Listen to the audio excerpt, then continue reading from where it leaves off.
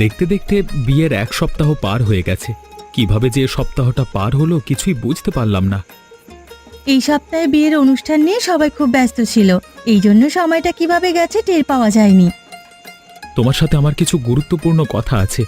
যেহেতু তুমি এই পরিবারের একজন সদস্য, তাই এ বাড়ির কিছু নিয়ম কানুন তোমাকে মেনে চলতে হবে। আমি চেষ্টা করব। নতুন পরিবেশে মানিয়ে নিতে হয়তো কিছুদিন সময় লাগবে, তবে তোমরা যেভাবে বলবে আমি সেভাবেই চলার চেষ্টা করব। আমার মা পুরনো আমলের মানুষ, সবকিছুতেই হয়তো তোমার খুঁত ধরবে, কিন্তু তুমি আমার মায়ের কথায় কিছু মনে করবে না। রান্না বান্নাও অনেক নিয়ম করে তোমাকে করতে হবে। আমার শাশুড়ি মায়ের কাছ থেকে আমি সব শিখে নেব। উনি যেমন করে রান্না করতে বলবে আমি তেমন করেই রান্না করব। আমার মা বিধবা মানুষ, তাই নিরামিষ খায়, সবসময় পরিষ্কার পরিচ্ছন্ন থাকতে পছন্দ করে। আর টিনা আমার একমাত্র ছোট বোন, এখন থেকে ওর দেখাশোনার দায়িত্ব তোমার। তোমার আচরণে কেউ যেন কোনো দিন কষ্ট না পায়। আমি তোমাকে কথা দিচ্ছি, আমার আচরণে কেউ কখনো কষ্ট পাবে না। তবে না বুঝে যদি কোনো ভুল করে থাকি তাহলে তোমরা আমাকে ভুল ধরিয়ে দিও।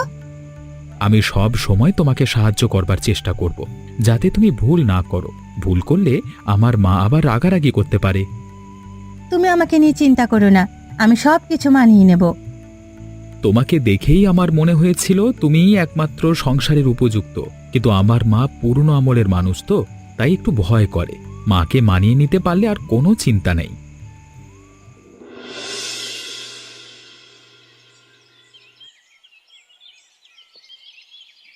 ইরে ভাই মনোজ, তুই এত সকাল সকাল? গতকাল রাতে অজয় তোর সাথে দেখা করতে গেছিল, বললো আজ মামার বাড়িতে থাকবো, তা তুই একা এলি কেন? অজয় কোথায়? দিদি গো, সর্বনাশ হয়ে গেছে গো, আমাদের অজয় আর নেই গো, সে সবাইকে ছেড়ে চলে গেছে গো। কি আবুল তাবুল বকছিস? তোর কথা আমি কিছুই বুঝতে পারছি না। কি হয়েছে সরাসরি বল। দিদি, দিদি, কালকে কালকে অজয় আমার বাড়িতে মোটর বাইকে যাওয়ার সময় ব্রিজে ধাক্কা খেয়ে নদীতে পড়ে গেছে। নদীতে নদীতে তার লাশ পাওয়া যায়নি গো। তুই আমার সাথে তামাশা করছিস? এই ধরনের তামাশা আমি একদম পছন্দ করি না। আমি কোনো তামাশা করছি না দিদি, অজয় আমার বাড়িতে যাওয়ার কথা ছিল। অজয় যায়নি বলে আমি নিজেই মনে করলাম অজয়ের সাথে দেখা করে আসি। আসবার পর ইছামতি নদীর উপর যে ব্রিজটা আছে, সেখানে দেখলাম ওই লোকজনের ভিড়। আমি জিজ্ঞেস করলাম এখানে কি হয়েছে, তারপর সবাই বলল ব্রিজে মোটর বাইক ধাক্কা লেগে একজন নদীতে পড়ে গেছে। তারপর তাকিয়ে দেখলাম বাইকটা পড়ে আছে অজয়ের। না না, এ হতে পারে না। আমার অজয় কখনো আমাদের ছেড়ে চলে যেতে পারে না। আমি নিজে গিয়ে দেখে আসবো। দিদি, আমি মিথ্যে বলছি না, তুমি আমার সাথে চলো, দেখবে আমি যা বলছি সব সত্যি। তোর কথা যদি সত্যি হয় তাহলে আমি সব দোষ দেব ওই অপয়া বউয়ের। অপয়া মেয়েটাই বাড়িতে এসেছে বলেই আমার ছেলে সবাইকে ছেড়ে চলে গেছে। তুমি ঠিকই বলেছ, এই এতদিন তো এ বাড়িতে কোনো বিপদ আপদ কিছু হয়নি, ওই মেয়েটা আসতে না আসতেই এত বড় ক্ষতি হয়ে গেল। আমি ওকে ছাড়বো না, এ বাড়ি থেকে ওকে তাড়িয়ে দেব। যার জন্য আমার ছেলে শেষ হয়ে গেছে তাকে কখনো এ বাড়িতে আশ্রয় দেব না। একদম না, একদম না, অপয়া মেয়েটার এ বাড়িতে কোনো জায়গা হবে না, কোনো জায়গা হবে না।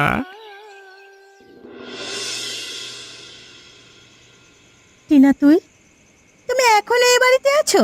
তোমাকে তো মা অনেকবার বলেছে বাড়ি ছেড়ে চলে যেতে, তবুও তুমি এখানেই আছো। তোমার লজ্জা নেই নাকি? আমি কোথায় যাব টিনা?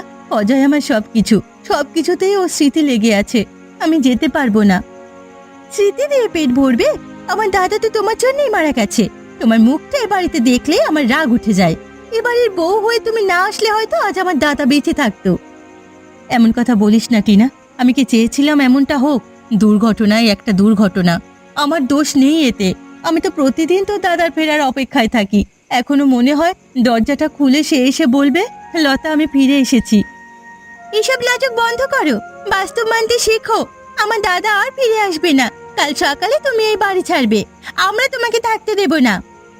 আমি কোথাও যাব না। অজয় আমাকে এই বাড়ির বউ করে এনেছে। আমি প্রতিজ্ঞা করছি, যতদিন বাঁচবো এই সংসার ছেড়ে কোথাও যাব না। তুমি কি এখানে জোর করে থাকবে নাকি? তোমাকে নিজের কোনো মান সম্মান নেই? সবাই তোমাকে অপয়া বলে ডাকছে। তুমি বুঝতে পারছো না? তোমার জন্য আমাদের পরিবারের শান্তি নষ্ট হয়ে গেছে। যদি আমি সত্যি অপয়া হতাম তাহলে অজয় আমাকে ভালোবাসতো না, আমাকে বিয়ে করতো না। অজয় আমাকে বলেছিল তুমি এই সংসারের জন্য উপযুক্ত। তুমি একদম পাগল হয়ে গেছো। তোমাকে না এই বাড়ি থেকে ঘাট ধাক্কা দিয়ে বের করে দেওয়া উচিত। হ্যাঁ, হয়তো আমি পাগলই হয়ে গেছি। অজয় ছাড়া এই পৃথিবীটা আমার কাছে অর্থহীন। কিন্তু একটা কথা মনে রাখিস টিনা, তোরা আমাকে যতই অপমান করিস না কেন, এ বাড়ি ছেড়ে আমি কিছুতেই যাব না। আমি কিচ্ছু জানি না, মা যা বলেছে তাই হবে। কাল সকালে তোমাকে যেন এ বাড়িতে না দেখি। অজয়, তুমি কোথায়? আমার বিশ্বাস হয় না তুমি নেই। আমি তোমার ফেরার অপেক্ষায় আছি। পিসির বাড়িতে থাকতে বেশ ভালোই লাগে। বড় বাড়ি, সামনে পুকুর, এমন একটা বাড়ি থাকলে আর কি লাগে বলো। পিসির বাড়িতে যাতে সারা জীবন থাকতে পারি সেই ব্যবস্থা আমি করে দেব, বুঝলি? আরে এখন থেকে এ বাড়িতে আমরা থাকবো। আমরা থাকবো মানে? তোমার কথা আমি কিছুই বুঝতে পারছি না।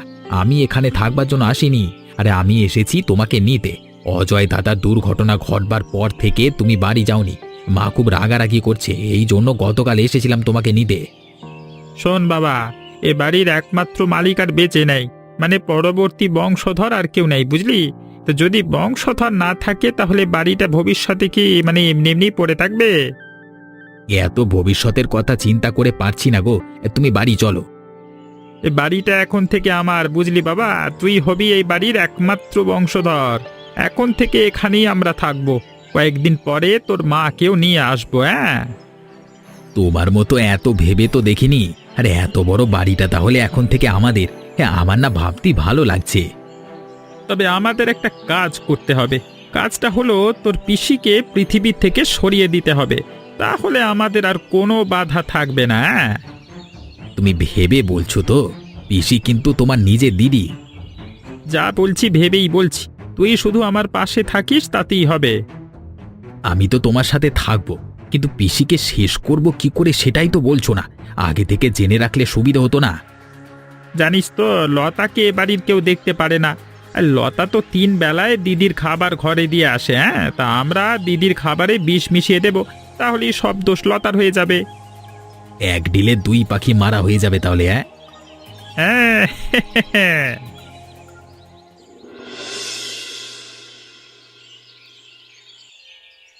দাদা, আপনার শরীর এখন কেমন আছে? আগের চেয়ে কি ভালো মনে হচ্ছে? আগের চেয়ে অনেকটা ভালো আছি, কিন্তু আমি এখানে কেন? আর আপনারা কারা? কিছুদিন আগে এই নদীতে মাছ ধরতে গিয়ে দেখি আপনার শরীরটা এই নদীর ধারে পড়ে আছে। তারপর কাছে গিয়ে দেখি আপনি বেঁচে আছেন। তারপর আপনাকে আমি বাড়িতে নিয়ে আসি। আমার তো কিছুই মনে পড়ছে না। আমার বাড়ি কোথায় সেটাও মনে করতে পারছি না। এখানে নিয়ে আসবার পর আপনার 2 দিন জ্ঞান ছিল না। 2 দিন পরে জ্ঞান ফেরবার পর আপনি কিছুই বলতে পারছেন না। আপনার বাড়ি কোথায় জানতে পারলে খবর দিতাম। আপনারা আমার অনেক উপকার করেছেন। আপনাদের ঋণ আমি কোনো দিন শোধ করতে পারবো না। না না না না না, আমরা তেমন কিছুই করিনি। যতটুকু করেছি সেটা আমার জায়গা অন্য কেউ থাকলেও করতো। কিন্তু আমার যে কিছুই মনে পড়ছে না। আমি এখন কি করব কিছুই মাথায় আসছে না। আপনাদের বাড়িতেও তো মানে দিনের পর দিন থাকা ঠিক নয়। আপনার যতদিন কিছু মনে না পড়ে ততদিন আমাদের বাড়িতে থাকতে পারেন। এখানে আপনার কোনো অসুবিধা হবে না। এখানে আমার কোনো অসুবিধা হচ্ছে না, কিন্তু একজন অপরিচিত মানুষকে আপনারা আর কতদিন জায়গা দেবেন? এমন করে বলবেন না। বিপদে মানুষের পাশে থাকতে পারলে যে আমাদের ভালো লাগে। আচ্ছা, তোমরা কি শুরুই গল্প করবা? তোমাদের খাওয়া দাওয়া লাগবে না? আমি এখন খাবো না গো, তুমি দাদার জন্য ভাত আর মাছের ঝোল নিয়ে আসো। আপনি খাবেন না কেন? আমি পরে খাবো। আপনি অসুস্থ মানুষ, তাই আপনার নিয়ম করে খাওয়া উচিত। এই রাধিকা, আর যাও যাও দাদার জন্য খাবার নিয়ে এসো। আচ্ছা, যাচ্ছি।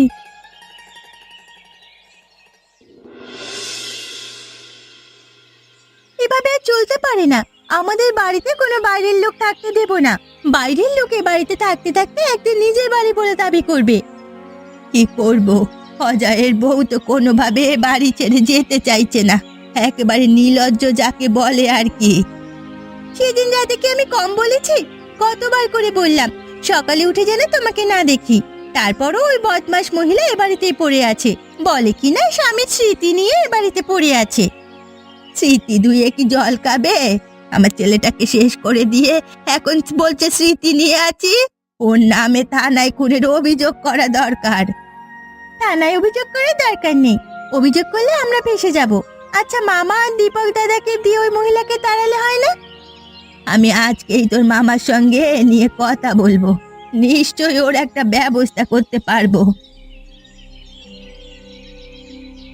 মা চলেন, দুপুরে রান্না হয়ে গেছে, চলুন মা। আজকে থেকে তোর হাতের কোনো রান্না আমরা খাবো না। মা রাগ করে থাকবেন না, আমার হাতের রান্না না খেলে যে আপনাদের না খেয়ে থাকতে হবে। কেন, তুমি আসার আগে কি আমরা না খেয়ে থাকতাম নাকি? আমি আসার পর থেকে তো আপনাদের কোনো কাজ করতে দেখিনি, তাই বললাম। আমরা কাজ করি না মানে? এত বড় কথা আমার মুখের সামনে বলতে পারলে? মা আজকের দিনটা খেয়ে নিন, তারপর কাল থেকে না হয় আপনাদের ব্যবস্থা আপনারা করবেন। এখন তো দুপুরে খাওয়ার সময় হয়ে গেছে, আপনি এখন আর কখন রান্না করবেন?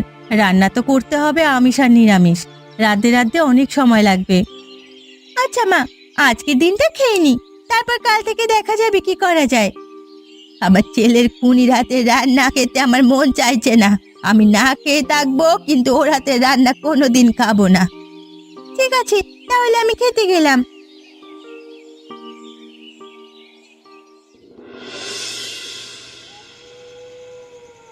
আজকে আমার শরীরটা একদম ভালো নেই, প্রচণ্ড পরিমাণে মাথা যন্ত্রণা করছে, মনে হচ্ছে মাথাটা ফেটে যাবে। দাদা, আমার মনে হচ্ছে দুর্ঘটনায় আপনার মাথায় আঘাত লেগেছিল, যার ফলে এত মাথা যন্ত্রণা করছে। হবে হয়তো, নইলে এত মাথা যন্ত্রণা করবে কেন? মাথা যন্ত্রণা করা ঔষধ তো খেয়েছি, তারপরও কাজ হচ্ছে না। আপনাকে বড় ডাক্তারের কাছে নিয়ে যেতে হবে, ডাক্তার না দেখালে বড় ধরনের সমস্যা হতে পারে। যার কোনো পরিবার নেই তাকে আবার ডাক্তার দেখিয়ে কি হবে? আমি কোনো ডাক্তার দেখাতে চাই না। এমনি আপনারা আমার জন্য অনেক করেছেন, আর কত করবেন। একদিন নিশ্চয়ই আপনার সব কথা মনে পড়বে। আপনাকে দেখে মনে হয় আপনি কোনো বড় ঘরের ছেলে।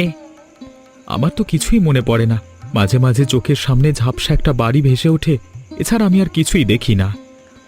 আপনার পরিবারে কে কে ছিল একটু কষ্ট করে মনে করবার চেষ্টা করে দেখতে পারেন, তারা হয়তো আপনার পথ পানে চেয়ে আছে। তারা কি আমার পথ চেয়ে থাকবে? তারা হয়তো ভেবেই নিয়েছে আমি মারা গেছি। আপনি এসব কি বলছেন দাদা? এসব কথা মুখে আনবেন না। জানেন, আমি যখন কিছু মনে করবার চেষ্টা করি তখন আমার মাথা ব্যথা আরো বেশি করে হয়। তাহলে আপনাকে কিছু মনে করবার দরকার নেই। কিন্তু আমি আর এখানে কতদিন থাকবো? আপনাদের ঘাড়ের উপর বোঝা হয়ে থাকতে যে আমার খুব খারাপ লাগে। আপনি একদম এসব কথা ভাববেন না, আপনাকে আমরা কখনো বোঝা মনে করি না। আপনি আমাদের পরিবারের সদস্য হয়ে গেছেন। আপনি আমার একটা কাজের ব্যবস্থা করে দিতে পারবেন? আমার না আর বসে থাকতে ভালো লাগছে না। আপনি আমার সাথে মাছ ধরতে যেতে পারেন, এছাড়া যে আমি আর কোনো ব্যবস্থা করতে পারবো না। আচ্ছা ঠিক আছে, আমি আপনার সাথে এখন থেকে মাছ ধরতে যাব। এত বড় সাহস তোর! আমাকে বিষ খাইয়ে মারতে চেয়েছিলি, আমাকে মেরে এই বাড়ির মালিক হতে চেয়েছিলি, তাই না? মা বিশ্বাস করুন, আমি আপনার খাবারে বিষ দিইনি। আমার মনে হচ্ছে আপনার কোথাও ভুল হচ্ছে। আমার কোনো ভুল হচ্ছে না, খাবারে তুই ছাড়া আর কে বিষ দেবে? ভাগ্যিস তোর দেওয়া খাবার আমি ফেলে দিয়েছিলাম, নইলে আজকে এ বাড়িতে আমার শেষ দিন ছিল। আমার মনে হয় অন্য কেউ আপনার খাবারে বিষ দিয়েছিল, আমাকে ফাঁসানোর জন্য এ কাজ করেছে। ফেলে দেওয়া খাবারকে বাড়ির দুটো বিড়াল মারা গেছে মনোজদের খাবারে বিষ আছে কিনা পরীক্ষা করার জন্য। যদি বিষ থাকে তাহলে আজ থেকে তুই জেলের ভাত খাবি। এতদিনে আপনারা আমাকে চিনতে পারলেন না মা, একদিন ঠিক বুঝতে পারবেন। এত বোঝার দরকার নেই, তুই এই বাড়িতে থাকা মানে প্রতিটা পদে পদে বিপদ। আমার ছেলেকে শেষ করেছিস, আমাকে শেষ করতে চেয়েছিলি, এ বাড়ির কাউকে তুই রেহাই দিবি না। ঠিক আছে, তাহলে আমি আর এ বাড়িতে থাকবো না, আমি এখান থেকে চলে যাচ্ছি। এখন চলে যাচ্ছি বললে তো হবে না, আগে মনোজ আসুক, তারপর কোথায় যাবি সেটা আমরা নির্ধারণ করব। কেন মা, আপনারা তো আমাকে চলে যেতেই বলেছেন, এখন আমি যেতে চাইছি। খাবারে যদি বিষ পাওয়া যায় তাহলে তোকে আমরা পুলিশের হাতে তুলে দেব, তোর শাস্তি হলে তখন আমরা শান্তি পাবো। আমি বারবার বলছি খাবারে আমি বিষ দিইনি, তারপরেও আমার কথা বিশ্বাস করছেন না। বিশ্বাস? তোর প্রতি আমাদের বিশ্বাস কবেই শেষ হয়ে গেছে। তুই এ বাড়িতে এসেছিস সব ধ্বংস করতে, তোকে পুলিশের হাতে তুলে দিতে পারলে তবেই আমাদের শান্তি হবে। ঠিক আছে মা, আপনারা যদি আমাকে পুলিশে দিয়ে শান্তি পান তাহলে তাই করবেন।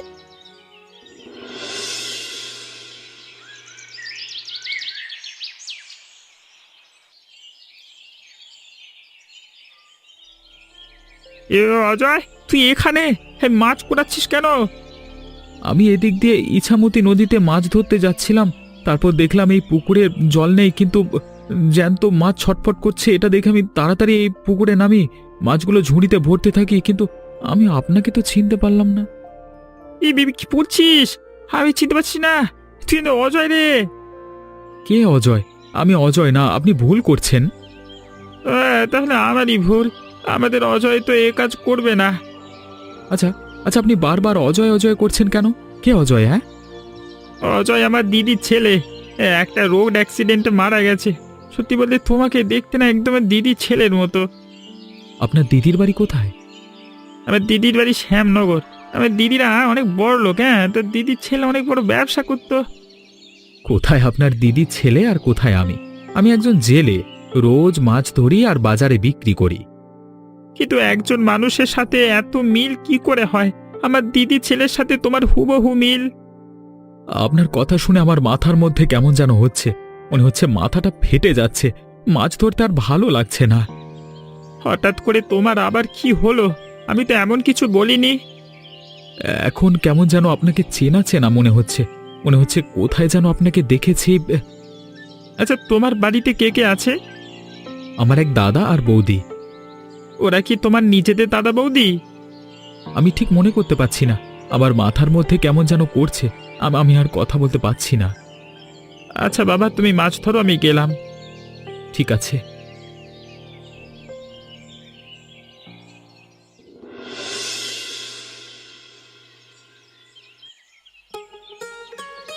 পিসি, একা একা বসে কি করছো? আরে বয়স হয়ে গেলে কথা বলবার মানুষ থাকে না। কথা বলার মানুষ থাকবে না কেন? তোরা তো আছিস। আরে তোমার ছেলের বউকে জেলে দেবার পর এ বাড়িতে ঠিক মতো খাওয়া পাওয়া যায় না। তা পিসি, তুমি সারাদিন বসে না থেকে রান্না বান্না তো করতে পারো। কি বললি তুই? আমি রান্না করব? তুই জানিস না আমি আমিষ ছুঁয়ে দেখি না। আচ্ছা, অজয় দাদার বিয়ের আগে এ বাড়িতে রান্না কে করতো?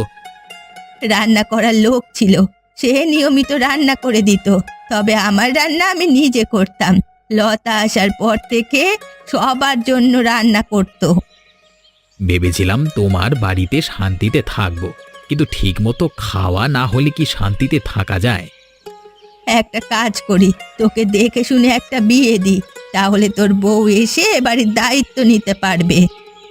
তা তোমরা যদি মনে করো আমাকে বিয়ে দেবে তাহলে দিতে পারো, তবে খুব বেশি দেরি করো না। বিয়ে বললেই কি বিয়ে দেওয়া যায় নাকি? দেখে শুনে ভালো ঘরের মেয়ে নিয়ে আসতে হবে। লতার মতো হলে সারা জীবন জ্বলে পুড়ে মরতে হবে। আচ্ছা পিসি, এ বয়সে তুমি তো আশ্রমে চলে যেতে পারো। আশ্রমে গেলে তুমি অনেক ভালো থাকবে। আমি আশ্রমে থাকবো কেন? আমার এত বড় বাড়ি থাকতে আমি আশ্রমে যাব? আমার কি মাথা খারাপ হয়ে গেছে নাকি? না মানে তোমার বয়স হয়ে গেছে তো তাই বললাম আর কি। তাছাড়া তোমার সাথে কথা বলবার তো কেউ নেই। কথা বলার কেউ নেই মানে? আমার মেয়ে রয়েছে। হঠাৎ করে তোর এসব বলার কারণ আমি ঠিক বুঝতে পারলাম না। এমনি বলছিলাম, আমার কথায় তুমি কিছু মনে করো না। আমি কিছু মনে করিনি, তবে এখন থেকে যা বলার ভেবে চিনতে বলবি। ঠিক আছে ঠিক আছে, বলবো বলবো বলবো। দাদা, আমার মনে হচ্ছে আপনার কাজ করতে অনেক কষ্ট হয়। আপনাকে আর কাজ করতে হবে না। হ্যাঁ দাদা, আপনি আর কাজ করবেন না। আপনার হয়তো কাজ করার অভ্যেস নেই। আমার না শুধু শুধু বসে থাকতে ভালো লাগছে না, জানো তো। নিজের কাছে কেমন যেন খারাপ লাগছে। মনে হয় আমি আপনাদের উপর বোঝা হয়ে আছি। দাদা, এমন কথা আর কখনো বলবেন না। আপনাকে আমরা নিজে দাদা মনে করি। কিন্তু বোন, কাজ যে আমাকে করতেই হবে। কাজ না করলে আমি ভালো থাকবো না। যে আপনি করতে পারেন, কিন্তু বেশি কষ্ট করবেন না দাদা। আপনাকে আর এক টুকরো মাছ দেব? মাছের ঝোলটা খেতে খুব মজার হয়েছে। আমার কেমন যেন মনে হচ্ছে এমন করে কেউ আমাকে রেঁধে খাওয়াতো যদি, তাহলে। জানেন দাদা, আপনি সেদিন শুকনো পুকুর থেকে যে জ্যান্ত মাছগুলো ধরে এনেছিলেন, সেগুলো বাজারে অনেক টাকায় আমি বিক্রি করেছি। একদিনে এত টাকার মাছ আমি আগে কখনো বিক্রি করিনি। আমি চাইছি টাকাগুলো আপনাকে দিয়ে দেব। না না, আমাকে দেবেন কেন? আমি টাকা নেব না। আপনি টাকাগুলো সংসার খরচ করবেন। আপনাদের একটা কথা বলতেই তো ভুলে গেছি। ওই দিন একটা লোক এসে আমাকে বলছিল আমি নাকি তার দিদি ছেলের মতো দেখতে। আপনি লোকটার নাম ঠিকানা বলতে পারেন? আমি খোঁজ নিয়ে দেখতাম সত্যি লোকটা আপনার কেউ হয় কিনা। আপনি ঠিকই বলেছেন, কিন্তু তখন আমার মাথার মধ্যে কেমন যেন হচ্ছিল তো, তাই জিজ্ঞেস করতে পারিনি। আচ্ছা, এবার যদি কখনো ওনার সাথে দেখা হয় তাহলে নাম ঠিকানা জেনে নেবে না? আচ্ছা আচ্ছা, নেব নেব, হ্যাঁ। বাবা, আমরা তো কিছুই করতে পারলাম না। এদিকে অজয় দাদার বউকে জেলে পাঠিয়ে আমরা আরো বিপদে পড়ে গেছি। অজয় দাদার বউকে ফিরিয়ে নিয়ে আসবার ব্যবস্থা করো। তুই কি পাগল হয়ে গেছিস নাকি? সেদিন খাবারে তো সত্যি সত্যি বিষ ছিল। লতাকে ছাড়িয়ে নিয়ে আসলে তো আমরা ফেঁসে যাব।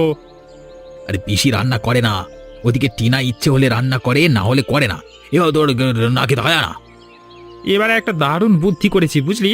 দেখবি এবার আমরা সফল হবই হব। তোমার বুদ্ধি আর কাজে লাগবে বলে মনে হয় না। তুমি আগে একটা বুদ্ধি করেছিলে, সেটাও কাজে লাগেনি। সেদিন পিসি আমাকে কি বলেছিল জানো? তোর পিসি কি বলেছিল? আমাকে বলে কিনা বিয়ে করতে। ভালোই তো বলেছে। আরে তোকে আমি টিনার সাথে বিয়ে দেব, ভেবে দেখ, তাহলে সবকিছু তোর হয়ে যাবে। পিসি কোনোদিন মেনে নেবে না। তোর পিসিকে রাতে বালিশ চাপা দিয়ে মারবো, তাহলে তো টিনা একা হয়ে যাবে। টিনা তখন আমাদের কথা শুনতে বাধ্য হবে। ঠিক আছে, তুমি যা ভালো মনে করো তাই করো, তবে ধরা পড়ো না জানো। আরে না না, আমি আমি আমি ধরা পড়বো না। আচ্ছা মা, আমরা কোনো ভুল করিনি তো? বৌদি কি সত্যি খাবারে বিষ দিয়েছিল? তোর বৌদি যদি বিষ না দেয় তাহলে কে দেবে? আজকাল মামা আর দীপক দাদাকে তেমন সুবিধের মনে হয় না। সে কবে থেকে আমাদের বাড়িতে পড়ে আছে, যাওয়ার কোনো নামই নেই। সারা জীবন কি আমাদের বাড়িতেই থাকবে নাকি? ওরা আমাদের বাড়িতে থাকলে অসুবিধে কোথায়? এত বড় বাড়িতে থাকার লোক নেই, ওরা আছে বলে বাড়িটা ফাঁকা ফাঁকা লাগে না। সে তুমি যাই বলো না কেন, আমার না ওদের কেমন যেন একটা লাগে। মনে হয় কোনো ধান্দা এ বাড়িতে আছে। তুই এসব কি বলছিস? আমার ভাই কেন এমন হতে যাবে? আমার ধারণা ভুল হলেই ভালো। তুই শুধু শুধু আমার ভাইকে নিয়ে চিন্তা করছিস। ওদের নিয়ে একদম বাজে চিন্তা করবি না। আমাদের এত বড় বিপদে ওরাই তো পাশে এসে দাঁড়িয়েছে। কি জানি, সারাদিন খাওয়া আর ঘোরাঘুরি ছাড়া ওদের কোনো কাজ নেই। বাবা ছেলে মিলে যে এতদিন ধরে বসে খাচ্ছে, কই একটা পয়সাও তো সংসারের পিছনে খরচ করেনি। ওরা খরচ করতে যাবে কেন? আমাদের কি কম আছে নাকি? বসে বসে খেলে রাজার ধনে শেষ হয়ে যায় মা। আর একটা কথা, আমাদের কিন্তু বাড়তি কোনো আয় নেই। জমানো টাকা আমরা খরচ করছি। তুই অবশ্য ঠিকই বলেছিস। সত্যি বলতে এত কিছু তো ভেবে দেখিনি। আচ্ছা, আমি তাহলে ওদেরকে বাড়ি চলে যেতে বলবো। তবে এমন ভাবে বলবি যাতে আবার কিছু মনে না করে। না না, আমি ভালো করে বোঝালে নিশ্চয়ই বুঝবে। আমাদের আরেকটা বিষয় প্রমাণ করতে হবে, সেটা হলো বৌদি সত্যি খাবারে বিষ দিয়েছিল কিনা। আচ্ছা, তোর হঠাৎ এসব মনে হচ্ছে কেন? মাঝে মাঝে মামা আর দীপক দাদা আমাদের বাড়ির সম্পত্তি নিয়ে কথা বলে। আমাদের সম্পত্তি নিয়ে ওরা কেন কথা বলে আমি ঠিক বুঝি না। এখন থেকে ওদের মতি গতি আমাদের নজরে রাখতে হবে।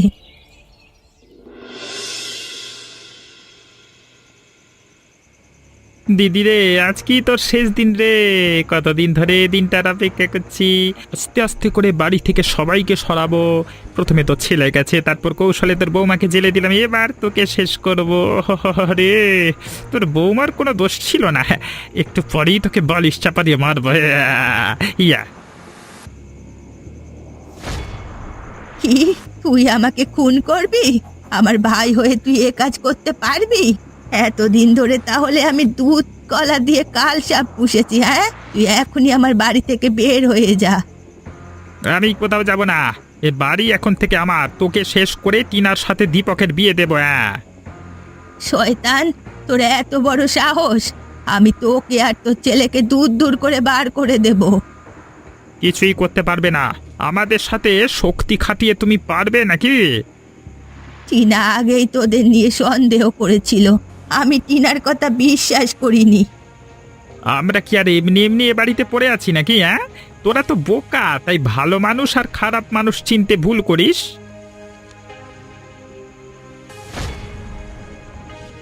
মামা, তোমার এত বড় সাহস! তুমি আমার মাকে খুন করতে চাও? এখনই আমাদের বাড়ি থেকে চলে যাও। তুই বেঁচে আছিস বাবা? তোর মামা বৌমাকে জেলে দিয়েছে, এখন আমাকে খুন করতে চায়।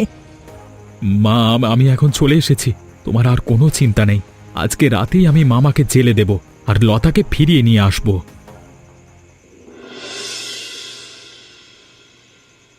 তুমি বেঁচে আছো, কিন্তু এতদিন কোথায় ছিলে? তোমাকে ছাড়া আমরা কত কষ্টে ছিলাম সেটা কি তুমি জানো? আমি সব বুঝতে পারছি, কিন্তু আমার করবার কিচ্ছু ছিল না। আমাকে এক জেলে দাদা নদীর ধারে কুড়িয়ে পেয়েছিল। তারপর উনি আর ওনার স্ত্রী মিলে আমাকে সেবা করে সুস্থ করে তোলে, কিন্তু আমি আমার আগের ঘটনা সব ভুলে গেছিলাম। এখন থেকে তুমি সাবধানে চলাফেরা করবে, আর আমাদের ছেড়ে কোথাও যাবে না। তুমি ছাড়া এই পরিবার একেবারে অচল। মামা আর দীপক মিলে এই পরিবারকে ঠকিয়েছে। আমি যদি ঠিক সময় মতো না ফিরতাম, তাহলে হয়তো আমার মাকে আর দেখতে পেতাম না। তোমার সব কথা কবে মনে পড়েছিল? একদিন মামার সাথে আমার দেখা হয়েছিল। মামা আমাকে দেখে চিনতে পেরেছিল, কিন্তু আমি মামাকে চিনতে পারিনি। মামা হয়তো ভেবেছিল আমি বেঁচে নেই এবং আমি অন্য কেউ। যদি মামা নিশ্চিত হতো আমি অজয়, তাহলে আমাকে খুন করবার পরিকল্পনা করত। যা হওয়ার হয়ে গেছে, আমাদের আর পিছনের কথা মনে করে লাভ নেই। একদম। এখন থেকে আমরা সুখে শান্তিতে একে অপরের পাশে থেকে জীবন অতিবাহিত করব। এমনই মজার মজার গল্প দেখতে আমাদের চ্যানেলটিকে সাবস্ক্রাইব করতে ভুলবেন না।